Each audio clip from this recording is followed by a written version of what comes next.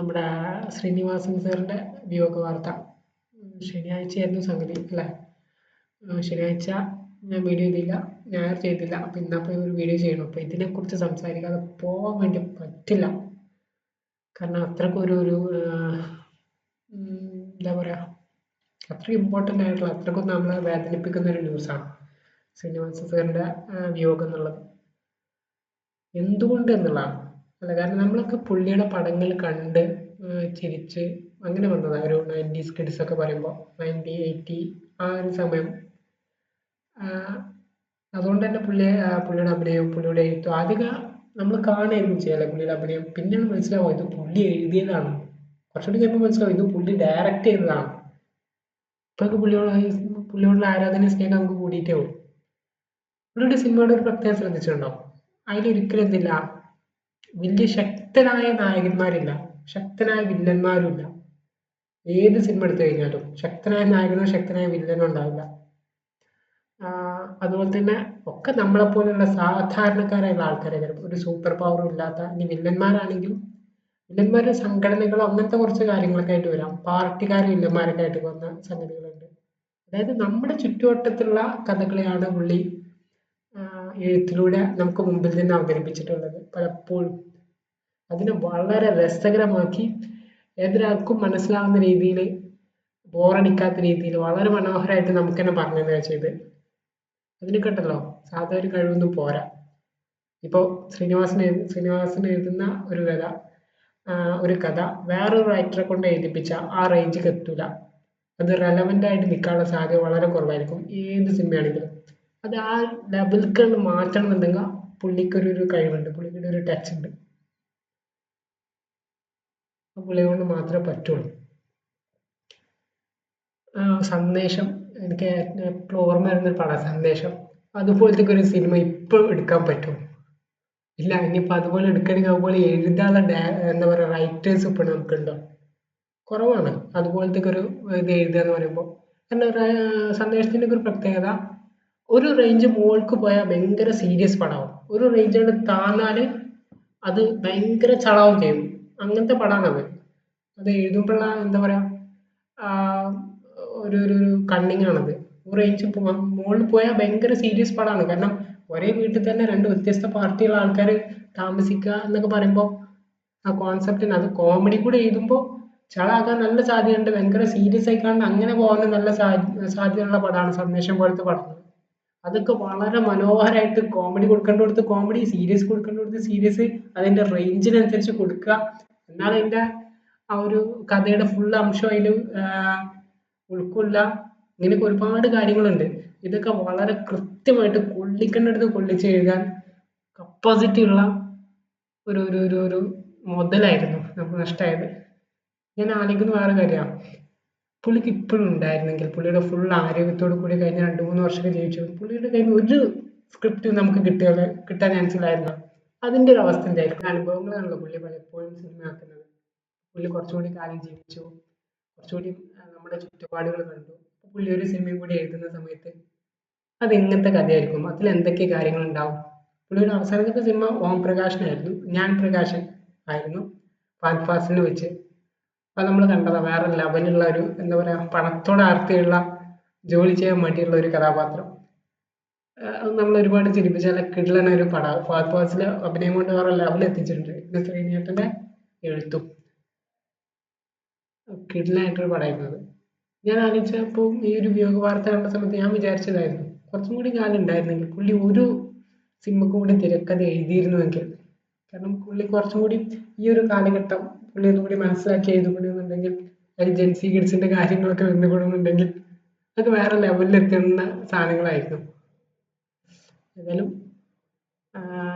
പുള്ളിയുടെ മരണത്തിന് കാരണമായിട്ടുള്ള കാര്യങ്ങൾ നമ്മൾ പറയണം. സ്മോക്കിംഗ് ആണ്. സിവിയർ സ്മോക്കിങ്ങിന്റെ പ്രശ്നം കൊണ്ടാണ് പുള്ളിക്ക് അവസാന സമയങ്ങളിൽ രോഗം വന്നതും ഹോസ്പിറ്റലൈസ് ആയതും പിന്നീട് തിരിച്ചു വന്നതും. അതിൻ്റെ ട്രീറ്റ്മെൻറ്റിലും ഇതൊക്കെ നമുക്ക് മനസ്സിലാക്കേണ്ട കാര്യമാണ്. സ്മോക്കിംഗ് ഡേഞ്ചർ ആയിട്ടുള്ള ഒരു കാര്യമാണെന്നുള്ളത്. ഏതായാലും പുള്ളി എഴുതിയ കുറച്ച് സിനിമകളോട് നമുക്ക് ജസ്റ്റ് ഒന്ന് കടന്നു പോയി നോക്കിയാലോ? ഓക്കെ, ഏതായാലും നമുക്ക് നല്ലൊരു നഷ്ടമാണ്. അല്ലെങ്കിൽ കുറച്ച് വർഷങ്ങളായിട്ട് നമ്മൾ വിട്ടുപോയിക്കൊണ്ടിരിക്കുന്ന കുറച്ച് ലെജൻസ് ഉണ്ട്. അമ്മുകൊയ, ഇന്നസെന്റ്, കലാപൻ മണി, പിന്നെ ആരായിരുന്നു, ഇങ്ങനത്തെ കുറച്ച് ആൾക്കാർ.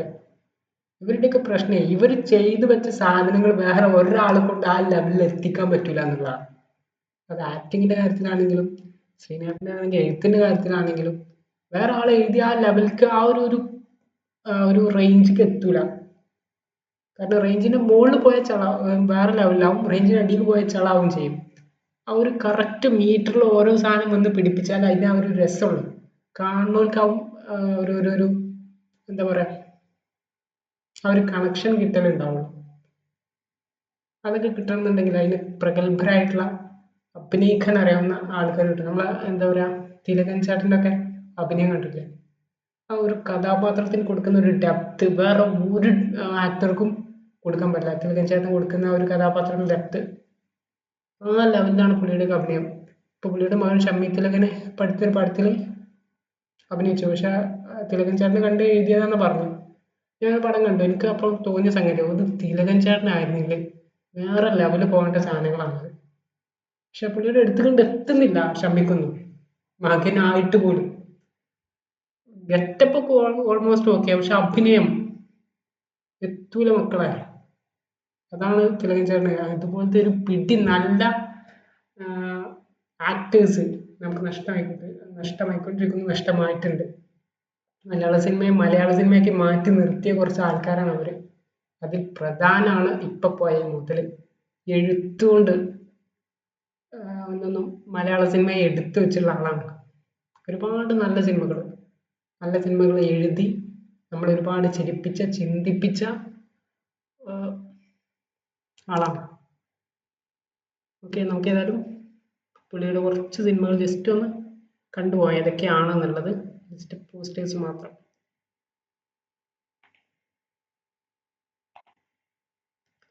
വടക്ക് നോക്കിയന്ത്രം നമുക്കറിയാലേ എങ്ങനെയാണ് അത് സംഗതി എന്നുള്ളത്.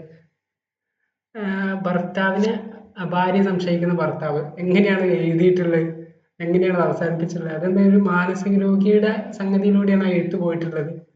പുള്ളിയുടെ അനുഭവമാണ്, പുള്ളിയുടെ ഏതൊരു ഫ്രണ്ടിന് ഉള്ള സംഗതി എഴുതി വെച്ചതാണത്. അതൊക്കെ ഇപ്പോഴും റെലവെന്റ് ആണ്. ഇപ്പൊ അങ്ങനത്തെ ആൾക്കാരില്ലേ നമ്മുടെ സമൂഹത്തിൽ. ഒരുപാട് കോമഡി ഉള്ള കറക്റ്റ് മീറ്ററിനൊത്ത എഴുതിയ പടമാണ് ഒക്കെ. ഞാൻ പറഞ്ഞില്ല, ഇതൊക്കെയാണ് മീറ്റർ ചളമാണ്. മീറ്റർ പോയി കഴിഞ്ഞാൽ അതും പ്രശ്നമുള്ള പടങ്ങൾ. അതൊക്കെ കറക്റ്റ് മീറ്ററിൽ കറക്റ്റ് സംഗതി പിടിച്ച് എഴുതിയിട്ടുണ്ട് പുള്ളി. എനിക്കൊണ്ട് ഇതിന്റെ ഡയറക്ടറും പുള്ളിനാണ് സംശയമുണ്ട്. ഇതിന്റെ ആണോ അറിയില്ല, ഏതൊക്കെ സിനിമ ഡയറക്റ്റും ചെയ്തിട്ടുണ്ട് ശ്രീനിയേട്ടൻ.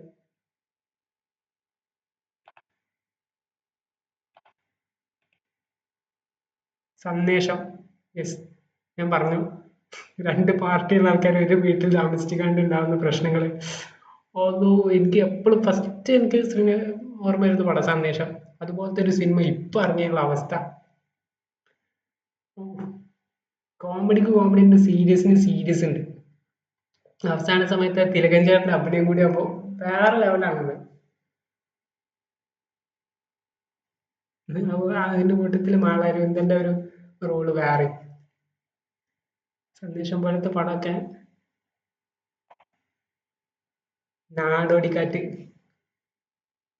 ആ പ്ലോട്ടൊക്കെ ഉണ്ടല്ലോ, അത് അങ്ങനെയൊക്കെ എഴുതി വെക്കണമെന്നുണ്ടെങ്കിൽ നാടോടിക്കാറ്റ് പോലത്തെ ഒരു സിനിമ. എന്താ ദുബായ് പോകാൻ വേണ്ടി ഒരാൾക്ക് ഫണ്ട് കൊടുക്കുന്നു, എന്നിട്ട് അയാൾ കൊണ്ടുപോയി ചെന്നൈയിൽ ഇറക്കി വിടുന്നു, പിന്നെ അവിടുത്തെ ഉണ്ടാവുന്ന കാര്യങ്ങള്. ഓ, നാടോടിക്കാറ്റ് അതൊക്കെ എഴുതി ഉണ്ടാക്കിയ മുതലാണ് ശ്രീനിവാസൻ എന്ന് മറക്കരുത് കേട്ടോ. അതേ പറഞ്ഞു, ഇതൊക്കെ പുള്ളി എഴുതിയ ആ ഒരു മീറ്ററിൽ എഴുതാൻ വേറെ ആരെ കൊണ്ടും പറ്റില്ല എന്നുള്ളതാണ്. അപ്പൊ പുള്ളിയുടെ അഭിനയം സാധാരണ ലെവലിലല്ലല്ലോ, ഒരു സാധാ ആൾ അഭിനയിക്കുന്ന പോലെ അല്ലല്ലോ, ഒരു പടിക്ക് വേറെ എവിടെയാണ് അതിന്റെ റേഞ്ച് കിടക്കുന്നത്. അതാണ് ആ ഫോട്ടോ എടുക്കുമ്പോൾ ഒരു വേറെ സംഗതിയൊക്കെ ഇടല്. ആ പുള്ളിയുടെ ബോഡിയൊക്കെ വേറൊരു ലെവലാണ്. അതൊന്നും മിമിക്രി ചെയ്തെടുക്കാനും പറ്റില്ല. മിമിക്രി ചെയ്തെടുത്താൽ കൊള്ളായി പാണ്ടാനടങ്ങി പോകും. പക്ഷെ പുള്ളി ചെയ്യുമ്പോൾ അതിനൊരു വേറെ നാക്കുണ്ട്.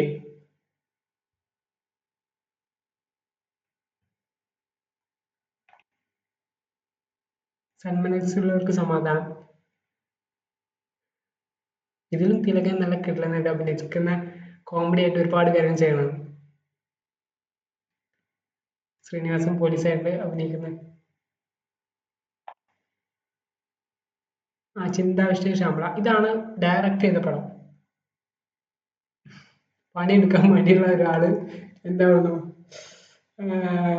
അയാൾക്ക് അയാളെ പ്രൊഫഷൻ അധ്യാപകനാണ്, അത് ചെയ്യില്ല.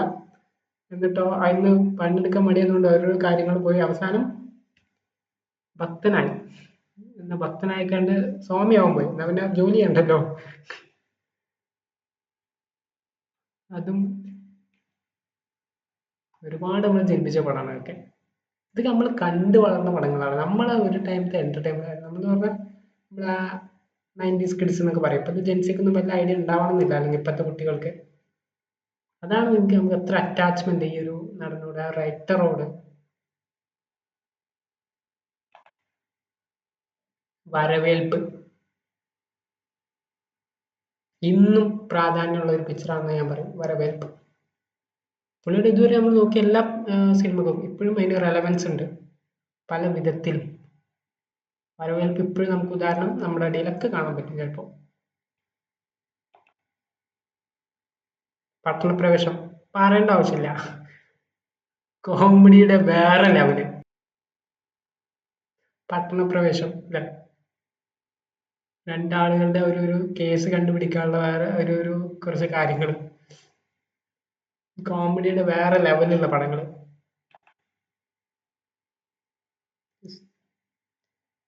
അത്രയും നല്ല നല്ല സിനിമകൾ നമുക്ക് സമ്മാനിച്ചിട്ടുള്ള ഒരു മനുഷ്യനായിരുന്നു. ഓക്കെ, അത്രയും കാര്യം ജസ്റ്റ് ഒന്ന് പറയണം തോന്നി എനിക്ക് നമ്മുടെ ശ്രീനിവാസൻ സാറിനെ കുറിച്ച്. നമുക്കൊന്നും പറയാൻ അർഹതയുള്ളൂ, കാരണം ഒരുപാട് നല്ല ലെജൻസ് നമ്മൾ വിട്ടുപോയിക്കൊണ്ടിരിക്കുകയാണ്, പോയിട്ടുണ്ട്. മലയാള സിനിമയെ എടുത്തു വെച്ച കുറച്ച് ആളുകളായിരുന്നു അവർ. നമ്മളെവിടെ പോയാലും പറയും, നമ്മളൊരു എന്താ പറയുക, വേറൊരു സംസ്ഥാനത്ത് പോയാൽ നമ്മൾ എന്താ പറയുക, മലയാള സിനിമ എന്ന് പറയും. നമുക്ക് അഭിമാനിക്കാൻ അവിടെ ഒരു സംഗതി ഉണ്ട്. അതിന് റീസണബിൾ ആയിട്ടുള്ള, അതിന് കാരണക്കാരായിട്ടുള്ള കുറച്ച് ആൾക്കാരായിരുന്നു.